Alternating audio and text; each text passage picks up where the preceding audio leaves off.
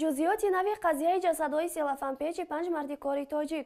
ёфт шудани ҷасадҳои селафанпечи якбора 5 муҳоҷири тоҷик дар моҳи июли соли ҷорӣ сарусадои зиёде ба по карда буд ва намояндагии муҳоҷирати Тоҷикистон дар Русия ба дунболи он эълон карданд, ки ҷараёни таҳқиқи ин қазияро зери назорат мегиранд. Кумитаи тафтишот бо гузашти қариб 6 моҳ аз кашфи ҷасадҳои он 5 муҳоҷири тоҷик исми корфармои онҳоро эълон кардааст. Иброҳим Аҳмадӣ, сухангӯи намояндагии хадамоти муҳоҷирати Тоҷикистон дар Русия рӯзи 2 декабр дар суҳбат бо расонаҳо гуфт: ин нафар Ахмедов Ахмед Гаджиевич ном дошта шаҳрванди Русия будааст. Дар рафти тафтиш маълум шуда, ки Ахмедов Ахмед бо ҳадафи дуздии маҳсулоти нафтӣ мехост аз зери замин ба сӯи як лӯлаи нафте, ки аз ҳудуди вилояти Орёл мегузашт, нақб биканад ва ба ин хотир 5 мардикори тоҷикро киро кардааст. Ба гуфтаи тафтишот, ин 5 мардикор дар моҳи июл ҳангоми кандани нақб дар зери замин аз нафас кашидани газ нафасгир ва ҳалок шуданд. баъди чунин ранг гирифтани кор, корфармои онҳо ба хотири пӯшондани изи ҷиноят